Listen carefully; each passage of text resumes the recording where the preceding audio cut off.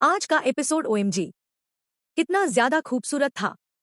सूरज और ईशा एक साथ घर में अंदर जाते रहते हैं और ताई माँ चिढ़कर कहती है, कभी तो अलग अलग आया करो।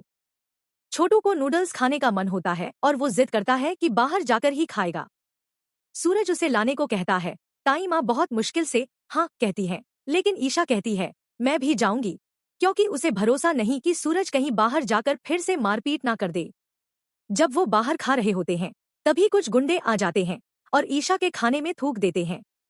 सूरज गुस्से में उठ खड़ा होता है उन्हें मारने के लिए, लेकिन ईशा उसे रोक देती है।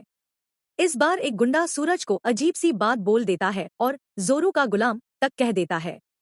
ये सुनकर सूरज का गुस्सा फूट पड़ता है। वो जमीन पर गिरा हुआ कोयला उठाकर गुंडे को बुरी तरह पीट देता है और अपनी हथेली बांध लेता है। फिर कहता है कि 48 घंटे बाद ढूंढ कर मारूंगा। ईशा बहुत दुखी हो जाती है क्योंकि सूरज तो जैसे जल्दी से उसे छोड़ने के लिए तैयार बैठा है। घर लौटते समय ईशा सूरज से पूछती है, क्या तुम मुझे मिस करोगे जब मैं अपने घर चली जाऊंगी? सूरज कुछ नहीं कहता।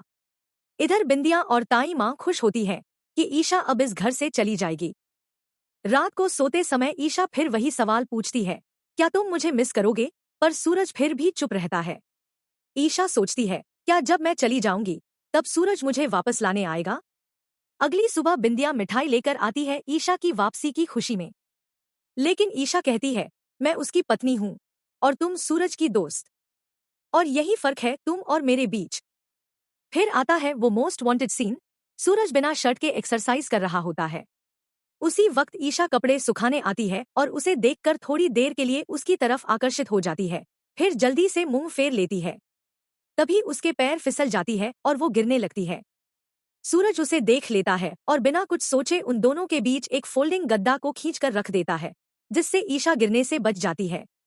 वहीं पर होता है एक बहुत ही प्यारा रोमांटिक सीन। अब ईशा को सूरज के लिए धीरे धीरे कुछ महसूस होने लगा है। अब और इंतजार नहीं होता जब ईशा सूरज को चाहने लगेगी, लेकिन मजबूरी में कुछ कह नहीं पाएगी।